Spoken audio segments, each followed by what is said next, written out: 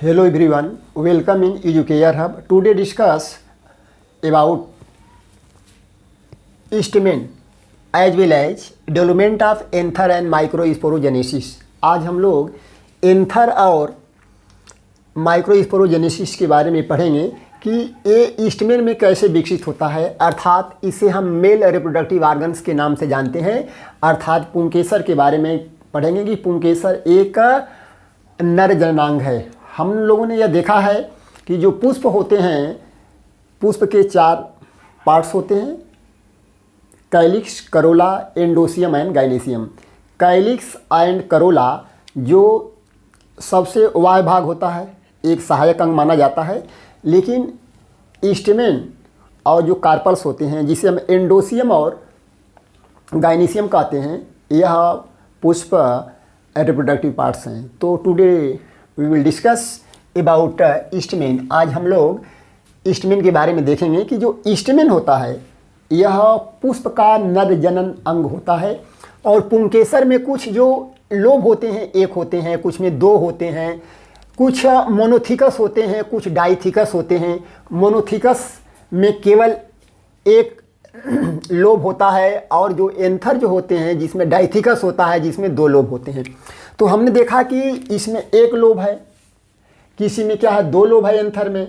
तो एक लोब में 2 चैम्बर होता है और 2 लोब में 4 चैम्बर होता है। तो हमने देखा कि यह क्या है, एक पुंकेसर है। पुंकेसर 3 भाग से मिलकर बना होता है। पुंकेसर 3 भाग से मिलकर बना होता है। एक होता है एंथर और 2 जो एंथर में यदि 2 लोब हैं तो दोनों के बीच में क्या होता है, एक कनेक्टिव टिश्यू होता है और उसके नीचे एक पतला लंबा सा एक क्या फिलामेंट होता है। अर्थात एक एंथर के 3 भाग होते हैं, एक लंबा इलांगेटेड जो होता है उसे फिलामेंट कहते हैं, और फिलामेंट के ऊपर एक कनेक्टिव टिश्यू होता है जो एंथर के दोनों लोब को जोड़ता है। तो किसी स्टेमेन में एक लोब होते हैं, किसी में 2 लोब होते हैं। यदि एक लोब होता है तो मोनोथिकस कहते हैं, और यदि 2 लोब होता है तो जिसे हम डाइथिकस के नाम से जानते हैं। तो ये इसके बाद यदि इसका सेक्शन काटा जाए, यदि इसका सेक्शन काटेंगे, सपोज दैट यदि हम एंथर का सेक्शन काटते हैं तो सेक्शन काटने के बाद हम देखते हैं कि जो एक लोब है, एक लोब में 2 चैम्बर और दूसरे लोब में 2 चैम्बर। इस प्रकार माने जो एंथर है, 2 एंथर है, माने एक इसमें 2 एंथर लोब हैं ये, और इसमें 4 चैम्बर हैं, 4 चैम्बर हैं। अर्थात एक एंथर में 2 लोब और 2 एंथर लोब में 4 चैम्बर होते हैं। इसी चैम्बर में क्या होता है, एंथर का निर्माण होता है। अर्थात हम कह सकते हैं कि development of anther and microsporogenesis. तो ये क्या चीज़ है, परागकोश का विकास तथा सूक्ष्म बीजाणु जनन क्या होते हैं। तो हम ये जानते हैं कि डेवलपमेंट ऑफ माइक्रोस्पोर, परागकण का जो विकास होता है एंथर में, वही सूक्ष्म बीजाणु जनन कहलाता है। The development of microspore in anther is known as microsporogenesis. एक एंथर में जो परागकण का विकास होता है, सूक्ष्म बीजाणु का विकास होता है, वही सूक्ष्म बीजाणु जनन कहलाता है। एक तरुण, एक यंग एंथर को ले लिया जाए और उसका सेक्शन काटा जाए, तो सेक्शन काटने के बाद हम देखते हैं कि सबसे बाहर या एंथर कहिए या स्टेमेन कहिए, अर्थात यदि हम एंथर कहेंगे तो उपयुक्त होगा क्योंकि जो स्टेमेन है वह सब पार्ट्स होता है। तो एक तरुण एंथर को लेकर यदि उसका सेक्शन काटा जाए तो सेक्शन काटा जाता है तो उसमें कुछ विभज्योतक कोशिकाएं दिखाई देती हैं, मेस्टेमेटिक सेल्स दिखाई देती हैं। और ये meristematic cells they are divided into very fast. ये ग्रोइंग सेल्स होती हैं और ये बहुत तीव्र गति से विकसित होती हैं। और इन कोशिकाओं के चारों तरफ एक लेयर होती है, उसे कहते हैं एपिडर्मिस। अर्थात एपिडर्मिस यह मेस्टेमेटिक सेल्स का एक प्रोटेक्टिव कवरिंग होती है। माने एक हम परागकोश का सेक्शन काटें, एक तरुण परागकोश ले लिया जाए, यदि उसका सेक्शन काटते हैं तो कोशिकाओं का समूह दिखाई देता है। और ये कोशिकाएं क्या होती हैं, ग्रोइंग सेल्स होती हैं और बहुत तीव्र गति से बढ़ती हैं, वेरी फास्ट ये ग्रोथ करती हैं। और ये जो वेरी फास्ट ग्रोथ करती हैं, इनके चारों तरफ एक लेयर होती है जिसे एपिडर्मिस कहते हैं, और एपिडर्मिस के नीचे यही मेस्टेमेटिक टिश्यू होते हैं या सेल्स होती हैं। इन टिश्यू में, इन सेल्स में कुछ ऐसी कोशिकाएं होती हैं जो साइटोप्लाज्म को कंटेन करती हैं। साइटोप्लाज्म को कंटेन करके इसमें साइटोप्लाज्म डेंज हो जाती है, ये अन्य कोशिकाओं से बड़ी हो जाती हैं तथा इसमें जो न्यूक्लियस होता है, वो केंद्रक होता है, वह बड़ा हो जाता है। न्यूक्लियस इसमें बड़ा हो जाता है और जिसे हम आर्के स्पोरियल सेल कहते हैं। और इसके मध्य में प्रोकैम्बियल स्टैंड भी विकसित होने लगता है। तो हमने देखा कि एक तरुण एंथर को सेक्शन काटते हैं तो उसमें कुछ विभज्य कोशिकाएं दिखाई देती हैं जो तीव्र गति से वृद्धि करते हैं। इसके चारों तरफ एपिडर्मिस का एक लेयर होता है। इसी मेरिस्टेमेटिक सेल्स में कुछ ऐसी सेल्स होती हैं जो साइटोप्लाज्म को कंटेन करके वह घनी हो जाती हैं। इसमें न्यूक्लियस बड़ा हो जाता है और बड़ा होने के साथ साथ ये अन्य कोशिकाओं से अलग दिखाई देती हैं, स्पष्ट दिखाई देती हैं, जिसे आर्के स्पोरियल सेल कहते हैं। ये आर्के स्पोरियल सेल्स पेरिक्लाइनल डिवीजन द्वारा, आर्के स्पोरियल सेल पेरिक्लाइनल डिवीजन द्वारा ये दो भागों में बढ़ जाती हैं। एक का नाम है प्राइमरी पैरिएटल सेल और एक का नाम है प्राइमरी स्पोरोजेनस सेल्स। अर्थात इस मेरिस्टेमेटिक सेल्स में कुछ कोशिकाएं जो बड़ी, केंद्रक बड़ा, स्पष्ट, साइटोप्लाज्म डेंज, अन्य सेल से डिफर होती हैं, उसे आर्के स्पोरियल सेल कहते हैं। और ये आर्के स्पोरियल सेल्स पेरिक्लाइनल डिवीजन द्वारा दो सेल्स में डिवाइड हो जाती हैं। एक का नाम है primary parietal cells and primary sporogenous cells. तो we find that cut the section of young anther, see the various type of, माने various specialized cells. This is known as the meristematic cells.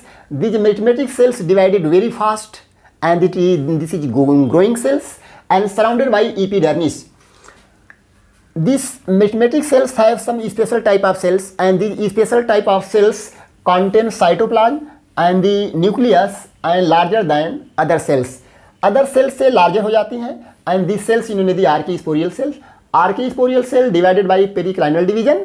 This is known as primary parietal cells as well as primary sporogenous cells. तो हमने देखा कि archesporial cells periclinal division द्वारा primary parietal cells और primary sporogenous cells में divide हो जाती हैं और इसमें प्रोकैम्बियल स्टैंड भी विकसित हो जाता है।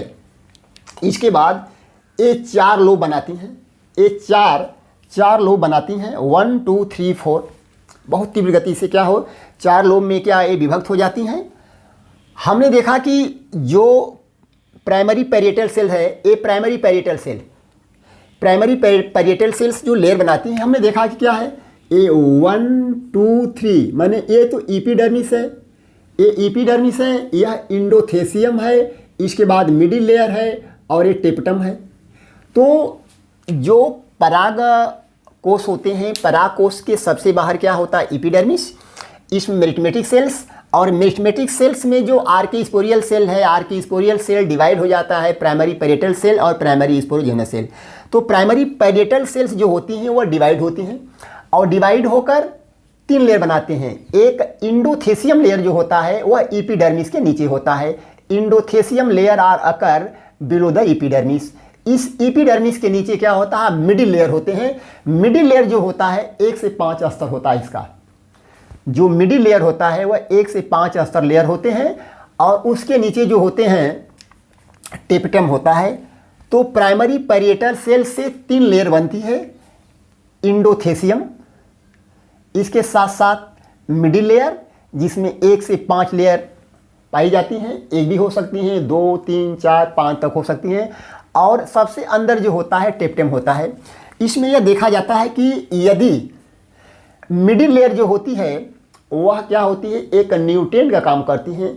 जब परागकण का विकास होने लगता है तो उसे ये टूट कर क्या होती हैं, ब्रेक डाउन होकर ये भोजन प्रोवाइड करती हैं। इसके बाद जो प्राइमरी स्पोरोजेनस सेल्स हैं, प्राइमरी स्पोरोजेनस सेल्स जो होती हैं ये एक फंक्शनली हम कह सकते हैं कि primary sporogenous cells they are functionally known as spore mother cells. जब इनमें विभाजन की क्षमता हो जाती है इन्हें स्पोर मदर सेल के नाम से जानते हैं। अर्थात ये primary sporogenous cells convert into microsporogenous, या इसे कह सकते हैं कि स्पोर मदर सेल्स, इसे हम माइक्रोस्पोर मदर सेल या स्पोर मदर सेल्स के नाम से जानते हैं। और ये जो स्पोर मदर सेल्स होती हैं वो हम मियासिस द्वारा माइक्रोस्पोर का निर्माण करती हैं। ये माइक्रोस्पोर तीव्र गति से क्या होता है, डिवाइड होता है। और इसके साथ जो टेप्टम होता है, टेप्टम जो होता है वह सबसे इनर लेयर होती है। ये टाल सेल्स होती हैं, मल्टी सेलुलर होती हैं, बड़ी होती हैं और साथ साथ क्या होती हैं, बहुगुणित होती हैं। ये डेवलपिंग पोलन ग्रेन को ये भोजन प्रोवाइड करते हैं, न्यूट्रिएंट प्रोवाइड करते हैं। जब एंथर परिपक्व हो जाता है, तो जब एंथर परिपक्व हो जाता है तो हम जानते हैं कि उसके सबसे बाहर जो होता है एपिडर्मिस लेयर होती है।